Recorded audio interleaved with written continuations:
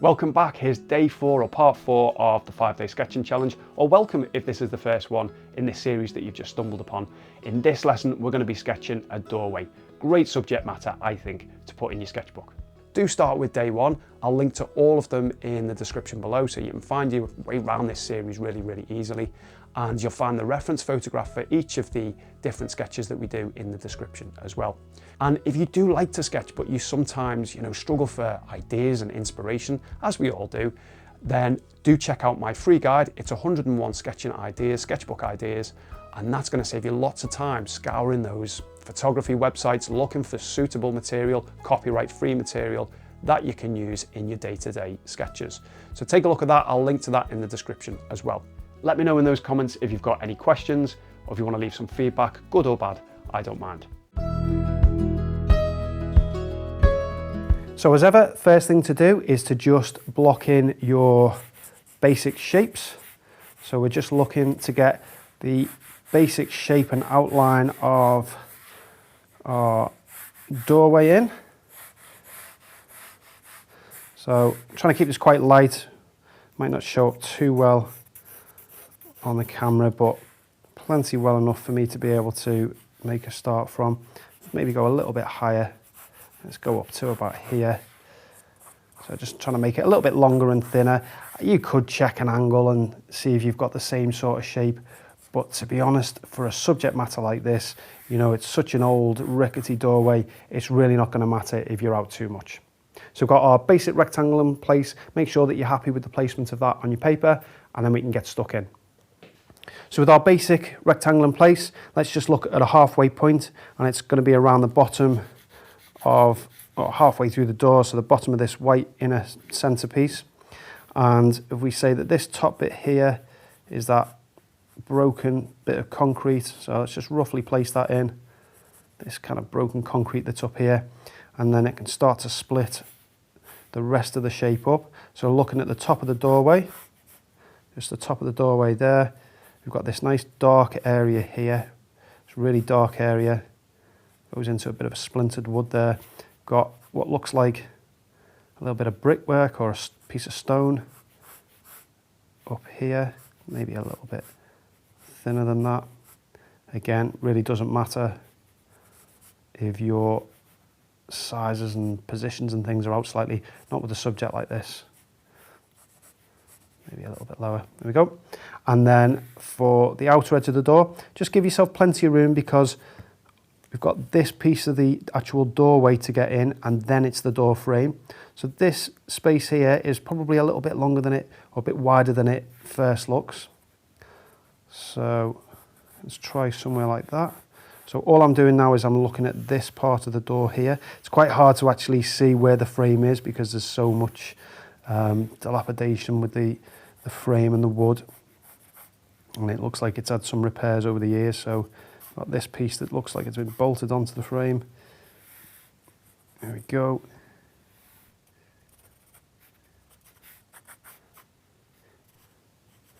So this drawing out stage is just a case of figuring out where all the verticals are, but don't worry if your verticals aren't particularly vertical. In fact, it's probably going to help if they're not. We've got this padlock, which is around about here. That's going to be a nice bit of detail to get in. And then the inner door frame, a little bit thicker than what I've got. So I'm just looking at this white inner frame now. And just look at the shape of that. This is just the outside portion of this. And then we've got these wooden panels. So we've got 1, 2, 3, 4 wooden panels. So halfway mark in between. You're going to have one that's somewhere around about here. And then we've got this piece of wood across these two here. It's obviously a bit of repair of some kind. Another one here. So just look how these are on the angle, so that's going to add to the authenticity of it being this old, badly worn door. And then I want to try and get this inner edge. See this really thin inner edge? So let's place that in. So it can be quite hard to get your bearings with so much stuff going on, but once you figure this bit out, the shading side of it is going to be that much easier. you can just focus on the shading and not worry about where all the different pieces are. Okay, I think that's enough of a drawing for us to go with. Maybe put just a padlock in, because I think that's a nice key little focal point, nice little bit of detail. So just very, very simple. You just draw the shape of the padlock in. We'll leave a little bit of highlight edge there for the chain that's around it. And maybe this, what looks like it was or is a bit of a door handle, so just a bit of a metal piece, different texture, different colour. Okay, great. Okay, so let's start adding some shading. So first things first, I'm just going to lighten some of the areas off as I go along. I'm not going to go over the whole drawing because I don't want to lose all those lines that were hard enough to put in the first place. So I just want to look at how this is a nice uneven edge, really broken line. And I'm using the HB pencil here, so I've drawn the whole thing out with the HB pencil. Doesn't really matter what you draw out with, but for this particular area where you've got these light tones, HP is good. So I'm just going to put in some really, really light hatching marks, vertical strokes. So I think this is going to be a recurrent theme throughout this sketch, these vertical strokes. And that's just because it's in keeping with the vertical nature of the subject matter. So I'm going to try and vary it, don't want vertical strokes all the way through. And then look how you can see there's a little bit of shadow tone underneath the actual broken concrete. It's a broken line, it's thicker in parts, thinner in parts, a little bit darker. So just using the HB pencil to create that jaggedy edge, just to create this sense that it's overhanging. A little bit more shadow tone there. You can put that in with a stronger pencil, a little bit in the corners. Okay, and I'm going to switch to the 8B. In fact, let's go to the 2B. So I think this is going to be a good example of how a drawing can be lifted with some really strong values, and how an absence of those strong values really can detract from the overall effect that you get. So what I'm doing is I'm using the 2B pencil here for this really strong dark, and then what I'll do at the very end is I'll lift any of the darkest darks with the 8B, just so you can see a quick before and after comparison. And effectively what this does for me is it's going to extend the time of the sketch. So ordinarily I just go straight in with the darkest pencil because we want to keep time to a minimum. You can by all means do that, but for demonstration purposes I think it's going to be nice to see a comparison between the two. So this is a dark value, so I'm just going to block this all in. And this is a reasonably straight edge, about as straight as any of the edges in the entire reference, top edge of that doorway. So I just block that in really, really quickly. So diagonal marks are really, really quick to put in. I find them really fast to put in, much quicker than your vertical strokes. Go, and then I'm just going to put this edge, this thin edge of the doorway, I'm just going to put it in just so I don't forget about it, because it is an easy part of a door frame. I've done quite a few door frames. They seem to have a particular appeal for me, and this little thin edge is one that you can very often forget. So I'm just going to put it in for now. So vertical strokes mixed up with a few diagonal strokes just to vary it. So let's get a little bit of tone on this top concrete beam. So there's a nice light edge to that, nice highlight edge. So I'm going to go back to the vertical strokes. And this is obviously a darker value than this top bit, so a little bit more pressure. So you're going to go with the 2B. So whenever you're doing hatching marks and you want to let some of the hatching marks show through, a firmer pencil tends to be better. The 2B, the lines start to, 2B and above, the lines start to meld into one another, and you lose that hatching texture, that nice hatching texture. We go, and then just notice how the very top edge of this has just got a little bit of extra tone on. So you notice just how this is a darker edge. So we can just put a sense of that in. It just helps to break up the shape a little bit, add a little bit more interest, a bit more detail. There we go, well that's really all it needs. I'm just going to do an extra layer of the 2B even though this will need to go quite a bit darker.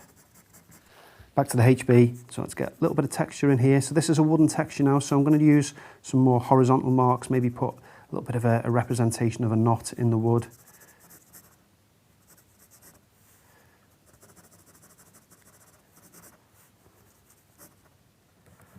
Okay, and then for the top part of the frame, I'm going to switch back to these vertical strokes. I think they work quite nicely with this particular subject.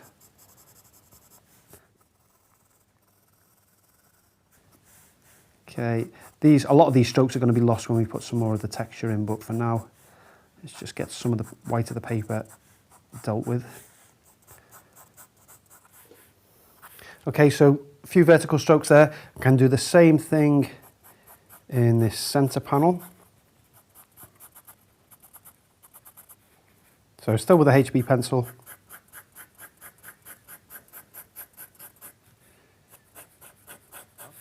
So switching to the 2B, I just want to have a look for any darks that I can see. So I can see some dark shadows in and around here. And any time you're struggling with where to move on to next with a drawing or first, and it always tends to be when you first start in the early stages of a drawing, there's so many different directions you can go in, so many different places you could jump to.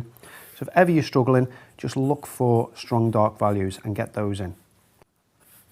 Okay, so I want a little bit of extra texture in this center bit, so I've got rid of most of the white of the paper by adding those vertical strokes, but I want a bit of extra texture. And can you see how it's darker around the top edge here, and there's little flecks of texture within that? So what I can do is just a little bit of cross hatching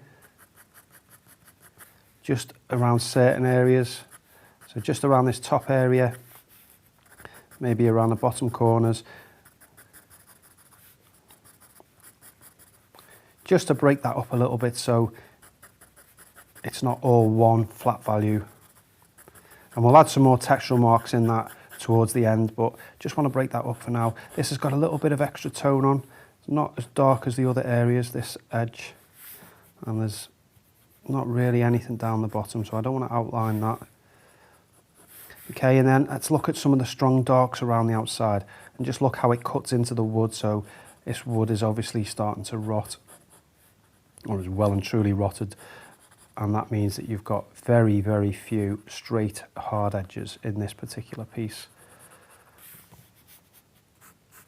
I don't want to use a lot of pressure with the 2B. I want to try and avoid that graphite shine, so whether the lead or the graphite becomes burnished by the pressure that you use on the pencil and it reflects a lot of the light. It's not a major disaster or anything like that, but you just want to avoid it if you can. So we've got some nice strong dark values here, so let's get as dark as I can with a 2B without using too much pressure. So this is just going to be more to remind me where I need to go in with the darker pencil.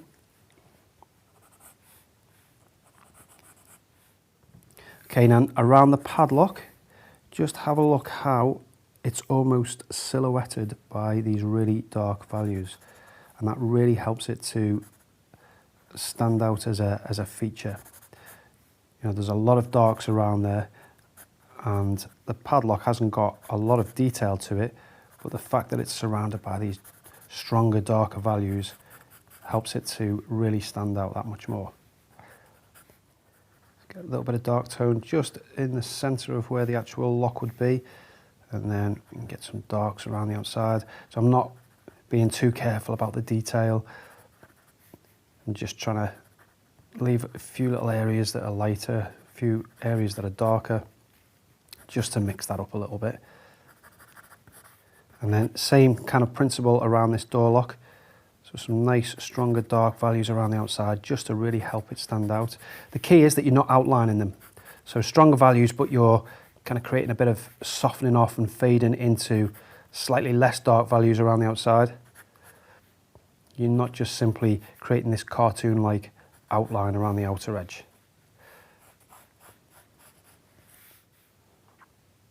Now, before I add any more texture and detail in this area, let's just get rid of some of the white of the paper in this region here, some of these panels, fill in some of the textures. So just the same as before, just going to use some vertical strokes just to block these in really, really quickly. So this is a 2B pencil. I'm actually going to go to the HB pencil. It's a little bit, hold its point a little bit longer.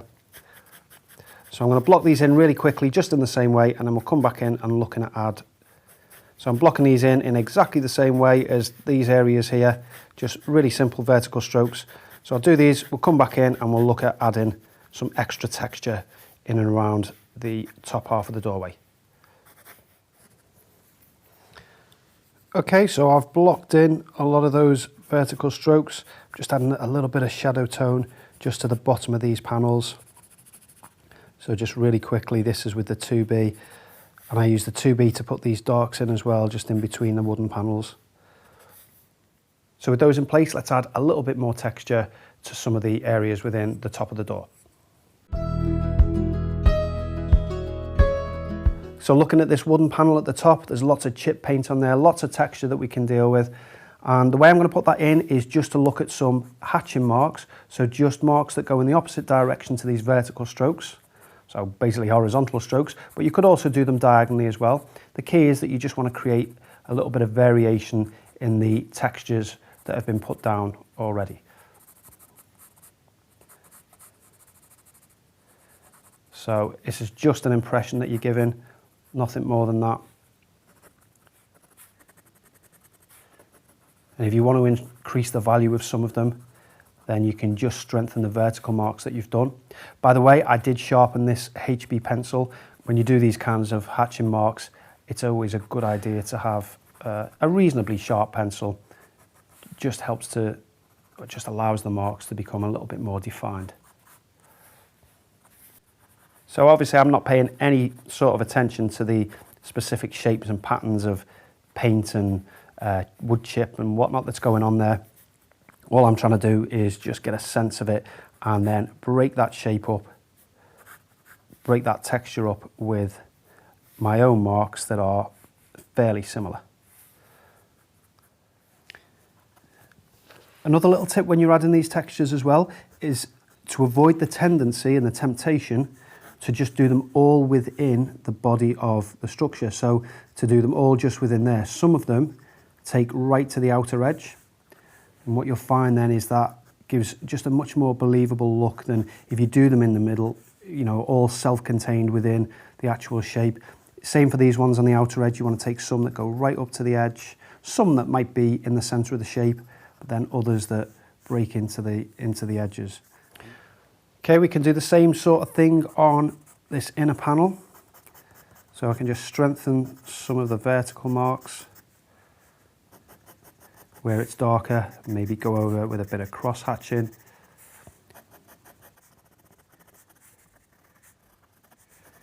So basically you're just breaking up this big block of a pattern.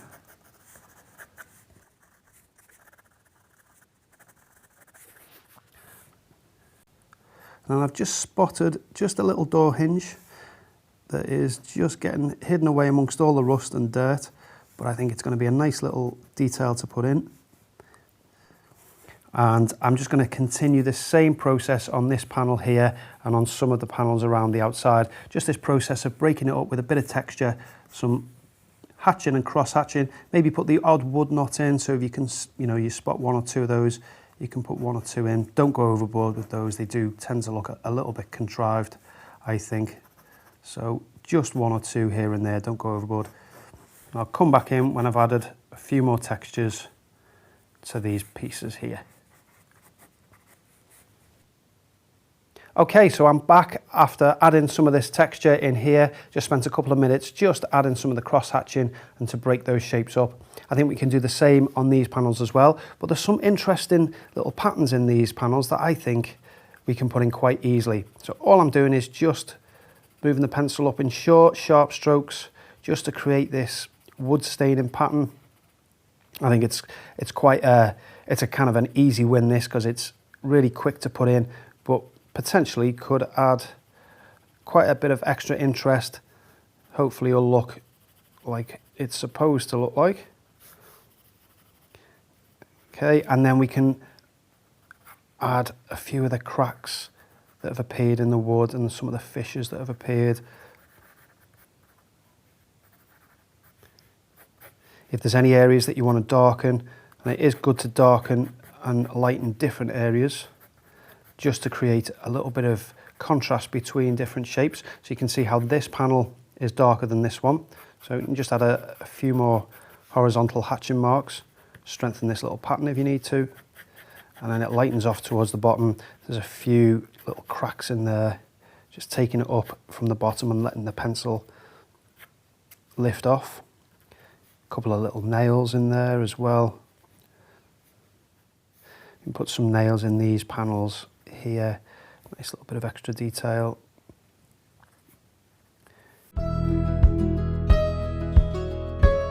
Okay, so I think now would be a good time to go in with that 8B pencil before we address some of the concrete. And what I'd like to do is just show you how you've got a drawing which you've put, a reasonable amount of work into, but at this stage it still looks just a little bit flat. It hasn't got that real punch the same as this has. If I make this one black and white, you'll really see what I mean from that, particularly if we go to the noir or even just the mono. You can see that there's a lot of darks within this that are jet black, and it really helps to give it more punch, more depth. So what I've got is the 8B carbon pencil. This does go over graphite, this higher carbon content pencil. It will go over graphite, not as well as another graphite pencil, but it will avoid that graphite shine. So let's start adding some of these darks in. I'm not worried that my hand's going to go over, not for this kind of a sketch. If you are thinking, or if you're too concerned about that, it's probably because you're spending a bit too much time, maybe getting a bit too precious over the sketch. Okay, just pick out the odd piece. I want to go overboard on this bit up here. We can just pick out the odd little bit of shadow. It's really dark in this area, so this definitely can come up a touch. So this area here, all really, really dark.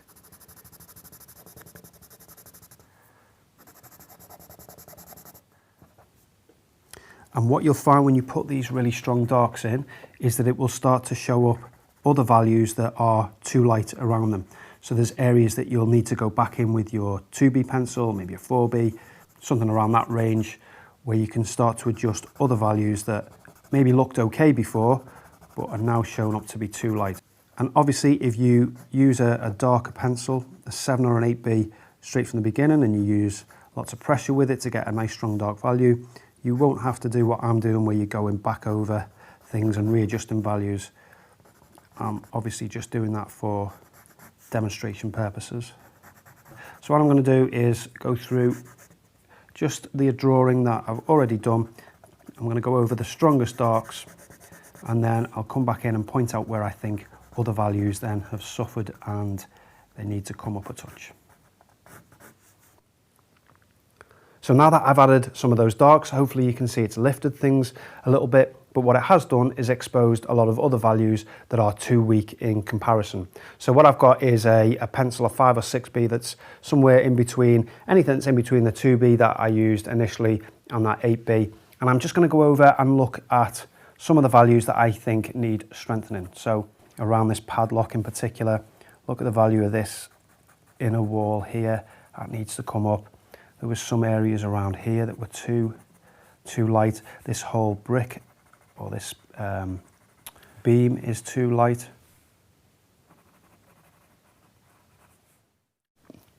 So I've just gone around the textures that I'd already put in, adjusted some of the values so they were a bit more in line with the strongest darks that I put down. And I think now it's time to add just a little bit of detail on the padlock and this door handle, and then we can look at the concrete around the outside, take a step back and see how the drawing's working as a whole. So for the padlock, very, very simple. All I want to do is just get rid, let's use a softer pencil on that was the HB I used. So I just want to get rid of some of the white on one side, but leave a highlight just on this edge. There we go, just I'm going to go around the outside of that. So you could maybe even use a softer pencil again, maybe the 6B, the softest pencil you've got. You just want to lose that left edge. So the left edge is kind of fading into the dark, and what it leaves is just this sense of the padlock just creeping into the light just on this side. There we go. Okay, so then for the outside concrete, so this we can put in really nice and quickly. So first thing I'm going to do is just, I'm going to say tidy up the edges, but I actually want to do the opposite. I want to just break up the edges. So you can maybe use one of your darker pencils, maybe something like a 6B, 7B, whatever you've got to hand, and just create a bit more of a definite line, but just break that line up. So we don't want it to be too straight, because again, as you can see from the reference, it's anything but straight. A few little darks here and there around the outside. So a bit more of a definite line, but then we want to cut into the shape just to give this impression that the concrete is chipping away. I think the key here is to vary this line, so you don't want one continuous solid line. So see there, it's a little bit too much of an outline, so I just want to break that up. Just break that up slightly, soften it into the values that are on the inside, and then look at this nice little kind of crack in the wall here, this feature. So let's get our dark pencil so we can put the real strong darks into that. So just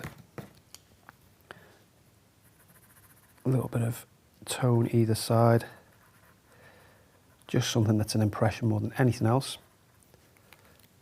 And then what I want to take is one of my softer pencils. It could be a 2B, 4B. This is a 6B here, but just something, anything softer than a 2B would be fine. And all I'm going to do is using the side of it. So you want to have some of the graphite exposed. I just want to touch in just a little bit of texture here and there. So I don't want to go overboard with this because the wall is essentially white. And what I'm looking for is this hit and miss sort of nature of the pencil just as it catches the surface. And I'm not going to go too far around the outside, just here and there. Let's change the direction as well, so we don't want it all going in one direction or one angle. And again, maybe some of these marks can be touching the outside border and then some of them away. So you don't want to create this halo all around the outside. You want to create marks that are random in nature, and as such some of them will be touching the actual doorway and some of them will be around the outside. So darker towards the bottom here, so more pressure. Again, just let's try and vary those marks. Same on this side around the bottom where the dirt and the rain will be gathering. Okay, and then to vary it, you can get your HB pencil, something that with a bit more of a point, and just going to start picking out a little bit of smaller texture. So look at these little kind of cracks and pop marks in the stonework. So we only want one or two, we don't want lots. What I can also do as well is if you find a shape and just create a bit of an outline edge or a shadow edge, and what that helps to do is just show that as maybe a bit of an area of paint that's flaked off. So you just want to do it along one edge, just choose a side, maybe the top, keep that consistent. We can do one up here.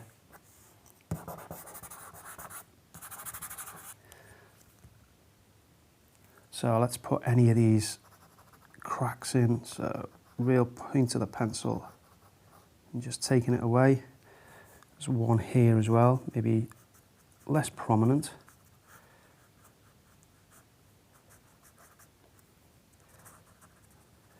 There's quite a few coming away from the wall. Let's just create a bit of a ground plane here. Okay, we just rub in a little bit of tone there. What you can do with the kneadable eraser is, you can see I've just created just a little bit of a shadow edge there. It's just a squiggly line. And then if you just take out some tone, what that'll do is create quite a nice little effect where it looks like it's recessed. So you can choose which way you want to do it. You can maybe add tone and then take the tone away around the top of it, or you can do it that way. It's entirely up to you. I think that looks quite a nice effect. Maybe we'll go with that one, so lift that out.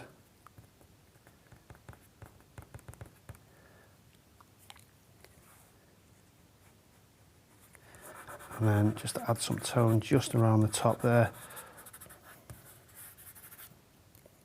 So there we go. I think we'll close the door on that one and call it a day.